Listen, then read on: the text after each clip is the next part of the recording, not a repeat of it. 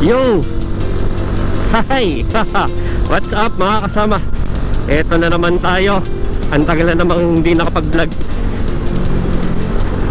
Pero dahil kailangan natin i-vlog itong araw na ito, dahil magkakandak tayo ng 30,000 Odo review dito sa ating Panarea.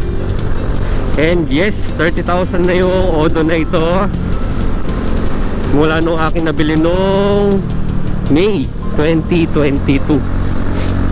So 1 year and 6 months, parang ganun.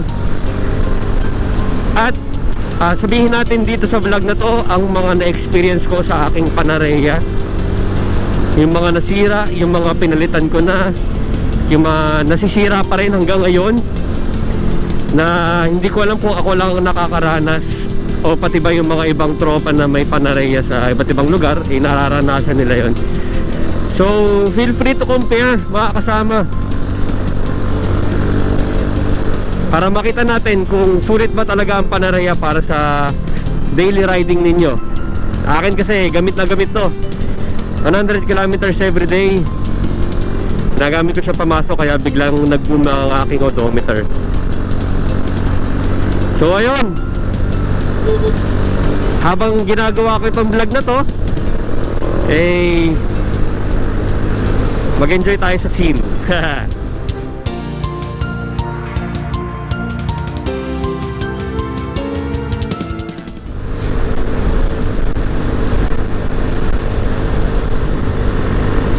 Sarado motorcycle city dito.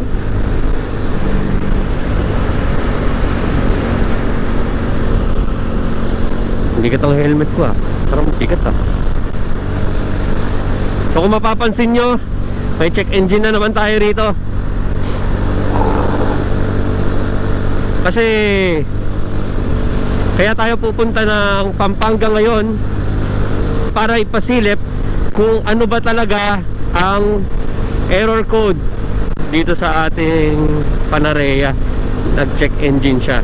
So usually ang mga nakikita natin check engine ay dahil sa O2 sensor. Yung O2 sensor na yon, oxygen, ay nakatap doon sa ating tambutsyo.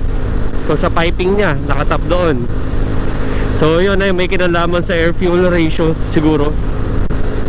Pero since nagkaroon ng check engine yun dati, ay hanggang ngayon ay wala namang nagbabago sa takbo ng ating Panarea.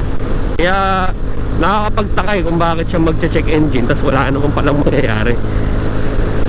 Pero in my case kasi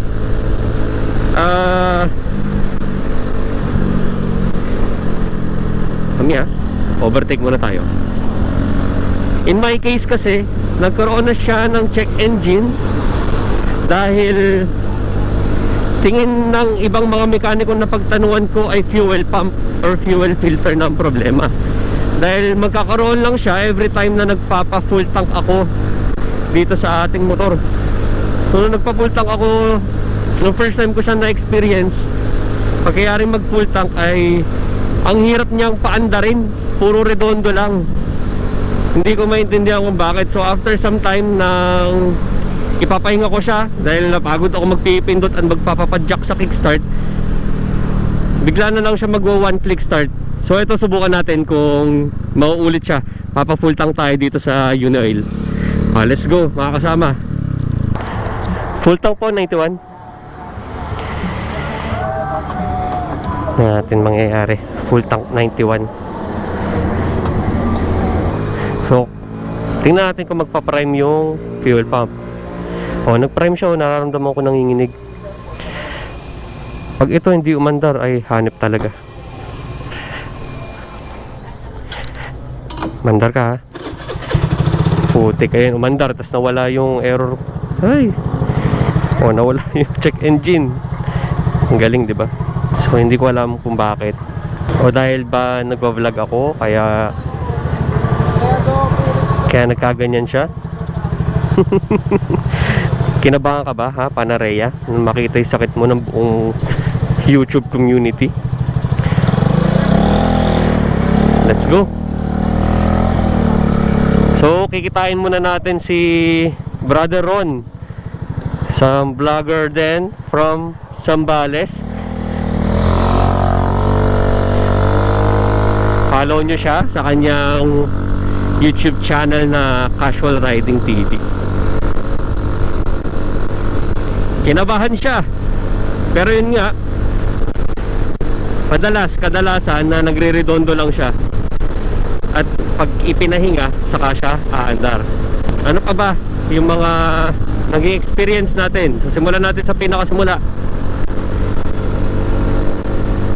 So with the proper maintenance naman ng ating motor, ay wala akong naging problema sa kanya sa takbo, sa engine, sa CVT niya. Even yung battery na nirereklamo namang karamihan, kanila kasi parang mga low odo pa lang, 400 km pa lang yung odo, naglolo ko na siya. Pero sa akin, stock battery pa rin ako. At never ko na experience yung error na yon, yung E4SP. Lilitaw yun dito, E4SP. Ang una kong naging problema dito sa Panarea ay yung handlebar switches. So mapapansin nyo, iba na to. Nagpalit na ako ng domino. Kung makikita nyo, kung nakasubaybay kayo sa channel ko, nag-DIY tayo na mag-convert nung stock handlebar switches to aftermarket na domino. So ito na yun, nasa channel po natin yan. Kung gusto nyo makita kung paano siya kinabit, paano ko siya wiring, nandun lang po lahat yun. Even yung wiring diagram, feel free to use it, mga kasama. O wala, hindi tayo magdadamot sa mga ganyan. Yung nangyari dito sa aking handlebar switch, since ito ay walang kabitan ng side mirror, napilitan tayo mag bar end. So ayun, naka bar end side mirror tayo. Marami nang pinagdaanan yung bar end ko. Naka 3 na yata ako bago ako nag-end up dito sa bar end na to. So ito, nabili ko lang sa Shopee to. Lahat naman nabili ko sa Shopee. Tapos puro mga ano yun, trial and error kung ano mag-fit sa akin. So finally ito naman, okay siya. So wala akong problema rito. Next, nagpalit tayo ng sabitan. Dito, palit tayo ng sabitan. So nilakihan ko siya kasi yung stock nito ay plastic na maliit lang. So ay pinalit natin ay medyo bakal-bakal na, para mas ma-handle niya yung bigat. Ay nag-DIY na lang ako. Naglagay ako ng sabitan na cellphone, quad lock. So ayan, yan ang nangyari sa kanya.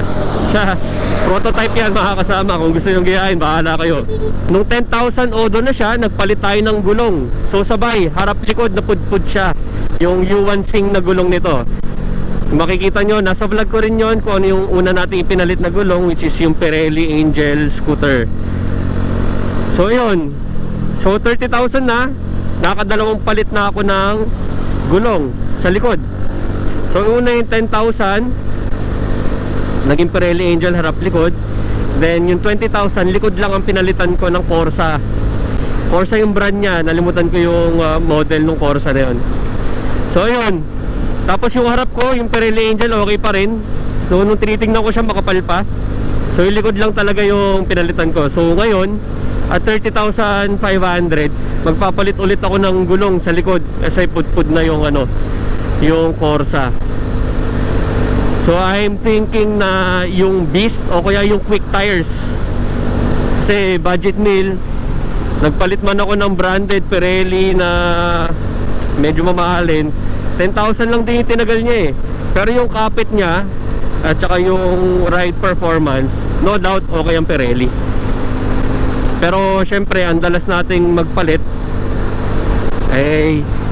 hanap tayo ng budget meal na quality naman. Ang naging experience ko rito sa Panarea ay yung kanyang riding, yung suspension niya. Grabe, napaka-ulats nung suspension sa harap tsaka sa likod nung stock. Kaya ang ginawa ko dun sa harap ay nagpapalit tayo ng fork oil. Doon din kay Pops, doon sa pupuntahan natin sa San Fernando. Nagpalit ako ng fork oil. Then sa likod is nagpalit tayo ng shock mismo. Ang kinabit natin is yung RCB A2 series.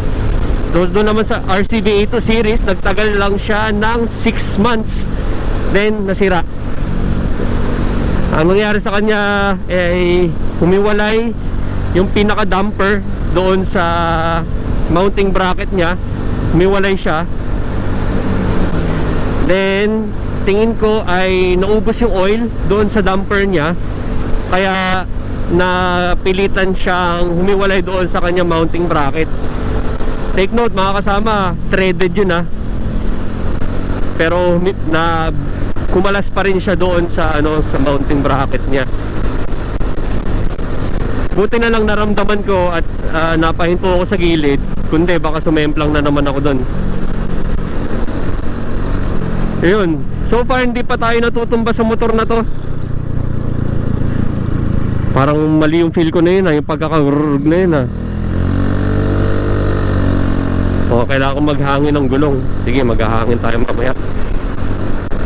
Pero kitayan muna natin si Ron doon sa San Fernando. Ayun. Tapos next upgrade is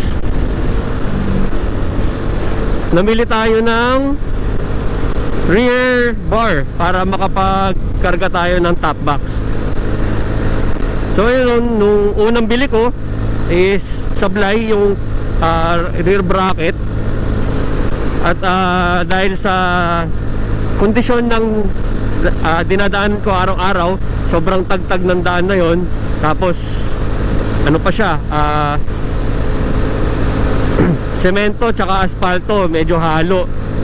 Pero kapag semento yung dinadaan mo, talagang ramdam mo tumatagtag ka, gusto mo bitawan na lang yung manibele. Ganun yung feels. Kaya sa sobrang lakas ng vibration na ibibigay ng daanet ng motor mismo, bumigay yung rear bracket. Hindi lang isang beses, kundi dalawa. So yung una pinalitan naman ng seller, pero yung ikalawa, ibang parte naman yung nasira. Tapos ayaw na niyang palitan kasi ayun. Pero finally on the third try, nagpalit ako ng supplier. So namili ako sa iba. At ito, 1 taon nang nakakabit, hindi naman nasira. Same condition ng dinadaanan ko araw-araw, pero hindi siya naputol. Walang putol na nangyari dun sa bracket niya. Kaya thank you kay Sir Daniel Santos. At sobrang quality ng gawa mo, sir. So kung gusto niyo ng rear bracket na lagay ng top box or kahit yung sporty wrap, pwede kay Sir Daniel. Bili na kayo. Tapos ano pa ba ang mga naging experience ko dito sa Panarea? So far nung hanggang ika 25,000 odo niya, wala akong naging problema talaga sa takbo. So pero kailangan ko na magpalit ng mga parts ng CVT. So una nagpalit ako ng belt doon. Nagpalit ako ng belt nung 18,000 odo na siya, kasi every 20,000 pinapalitan. So inunahan ko na. Nagpalit ako 18,000. Then nung nagpalinis ako ng CVT ulit, around mga 25, ay nagpalit tayo ng bola tsaka nung pulley. Kasi nung huling linis, ang sabi nung isang mekaniko, sablay na yung pulley ng ating motor. Kaya nagpalit ako ng pulley set lang, yung sa harap. Ang binili ko ay pang Honda Beat FI carb, para sabi parehas lang daw yun eh. So yun, kinabit ko siya. Okay naman, pero yung drive face, ang gagamitin mo pa rin yung sa stock ng Panarea. So nakatabi sa akin yung drive face nung pang Beat. Yung ginamit kong brand ay Sun Racing yata yon. So yun, ayun yung kasi recommended ni Pops sa Zeno. So sinundan lang natin. Then after nun, nung pinalitan ko yun, hindi napansin nung isang mekaniko na nagkabit na hindi pala magkasukat yung parang yung shafting nung nung kasama nung pulley.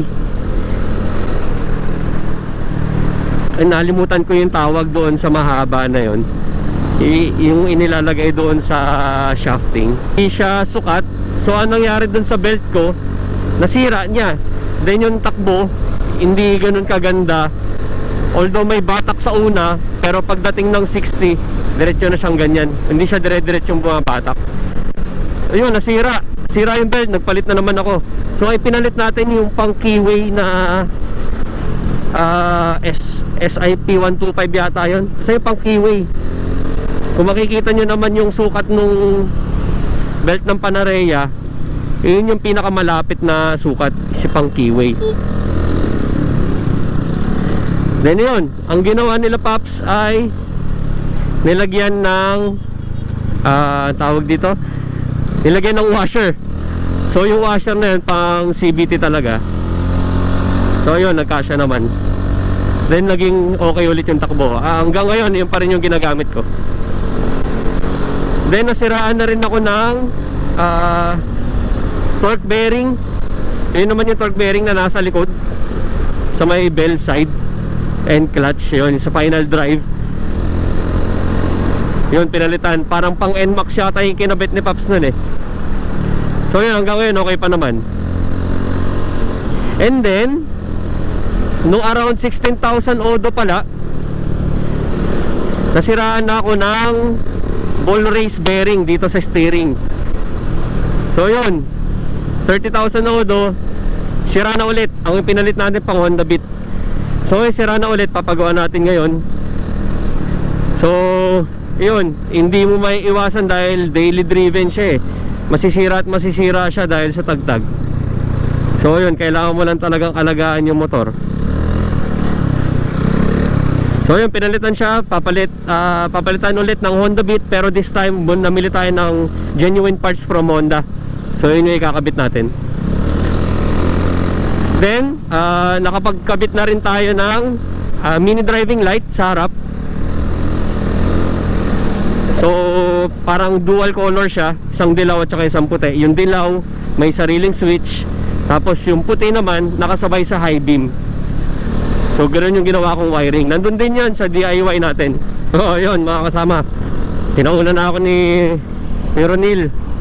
At medyo na traffic yata siya, pero magkikita na lang kami along the way. Nakapin yung location ko sa kanya. Putputan na lang sa daan. Buli mo ko bro. So yun, mabalik tayo. Ang isa ko pang na-experience is naputulan ako ng bolt sa tambutso. So yung tambutso ko nalaglag, so naputol siya. Nangyari yon mga bandang 30,000 nodo na siya, or 28 to 29, mga ganon. So anong nangyari, naputol yung bolt sa itaas, di ba dalawa yung bolt niya, isang taas tsaka isang baba. Naputol yung taas, so nalaglag. So naputol yung tambutso mismo doon sa pipe. So ang ginawa ko, inuwi ko siya ng maingay na maingay and then pinarepair ko lang yung tambutso. So nung nirepair, yung parte na naputol is medyo bandang malapit na doon sa connecting nung pipe at saka nung exhaust. So nung na-repair siya, after ilang days lang, ibang parte naman ang naputol sa tambutso. O di ba, napakaswerte. O tapos pina-repair ko ulit siya. Naputol naman yung nasa may head na, nasa may flange, kung saan nakakonekta yung tambutso doon sa makina. So all in all, 3 beses naputol yung tambutso hanggang sa napagdesisyonan ko na magpalit ng full system. So nagpa-fabricate ako ng stainless doon sa amin, sa Balanga. At ayun, ito ngayon, nakakabit ngayon. SC project yung nailagay kong canister dahil ito yung meron ako sa bahay. Ayoko namang gumastos at mamili pa ng ibang canister. So swerte na lang, meron akong silencer na naikabit doon sa pinaka-nguso ng ating SC project. So naging busal siya. Ayan, yan yung tunog niya. Yun. O di ba? Parang Mio lang. So yan yung naaalala ko na experience dito sa aking Panarea. So naranasan ko na rin magsisipa sa kickstart. At hindi biro ang mag-kickstart, nakakainis. Tsambahan kung umandar. Hanggang sa meron isang beses na sinukuhan ko talaga siya. So after ko sukuhan mga 30 minutes lang ya, umandar ng one click sa starter, sa electric starter niya, di ba? Hindi ko malaman kung anong problema. Pero after nun, umilaw yung check engine. So nung pina-check ko yung check engine, ito yung kanyang error code. Ayan yung error code niya. Gamit ang OBD scanner nung isang mekaniko sa Mariveles. Tapos pinaklear ko lang.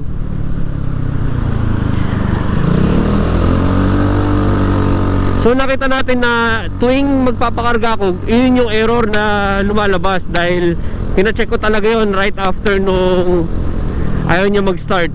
So yun yung error niya. Then nagtanong tayo sa grupo. At syempre hindi kagad talaga matutukoy basta hindi na-check maigi ng aktwal. So kaya ito dadali natin doon kay Paps sa Zeno Moto Supply sa San Fernando. Doon tayo pupunta. Tropa natin yun. Lagi tayo doon nagpapagawa kapag regarding dito sa ating Panarea.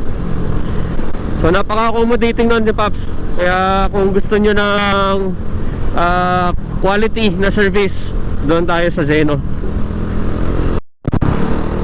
Tapos mga kasama, nung 25,000 odo na siya. So marami tayong pinagawa nun kay Zeno Moto Supply. Palinis tayo ng throttle body, nagpalinis tayo ng injector, FI cleaning.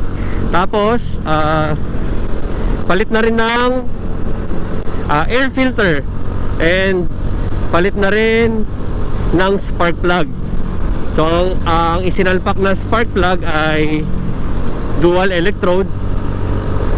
So yun, okay naman yung takbo niya. Wala naman tayo naging problema.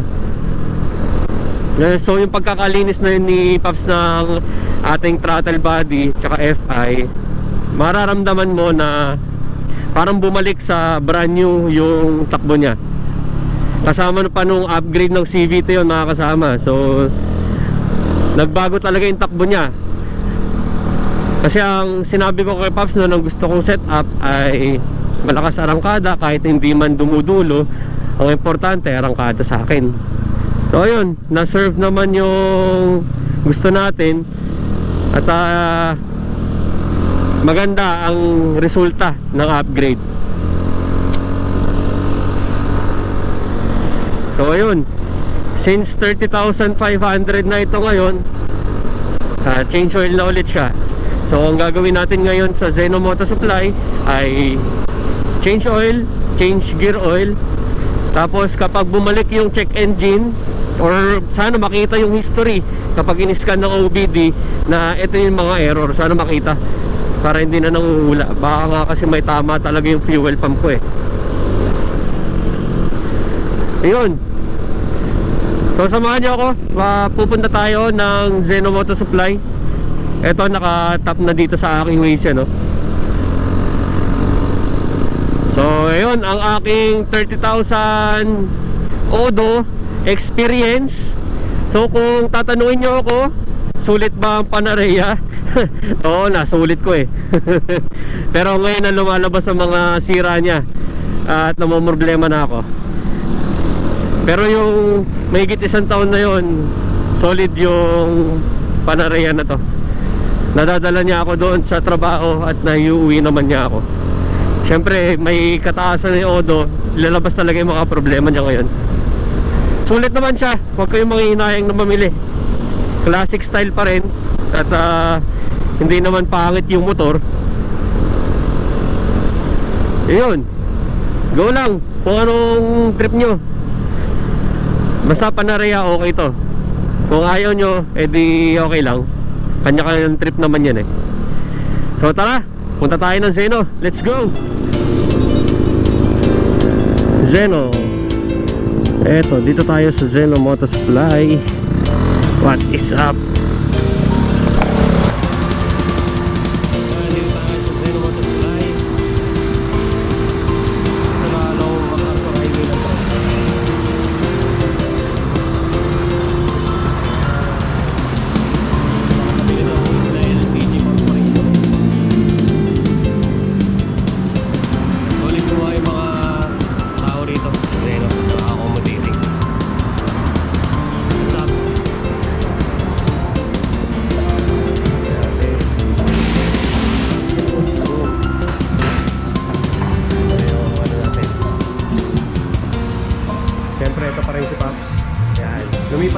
from yung Pops work niya doon, tapos dito na tayo sa Zeno.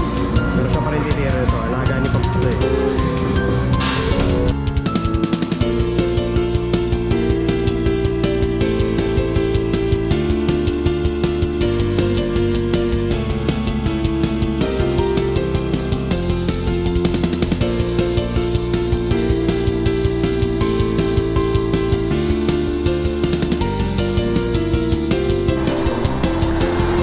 Alright.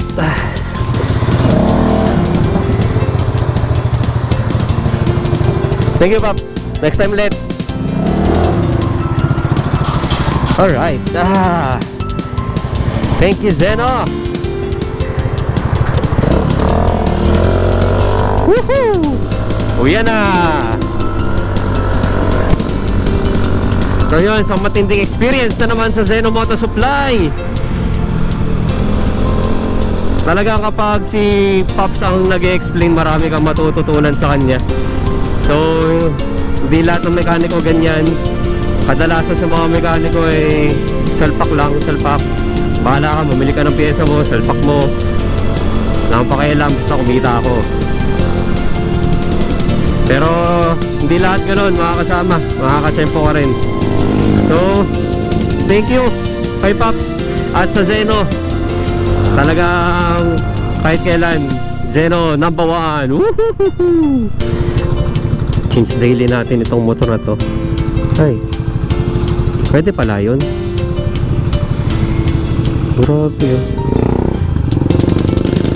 Pwede palang dumiretso dun. Ko alam yun ah. Pula eh. So, maraming salamat at umabot ka dito sa segment na to ha.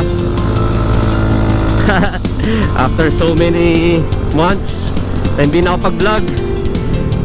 So thank you panonood at dumaan ulit ang video na to sa iyong newsfeed or sa iyong YouTube channel recommendation. May kinalaman sa Panarea. So gusto mo pa ba ng Panarea? After 30,000 kilometers na naitakbo, ito na yung nangyayari sa motor. Well, in my case, ganito. Ewan ko lang sa iba. So, anyway, thank you. At gabi na. Maraming salamat sa panonood. Paalam! Woohoo!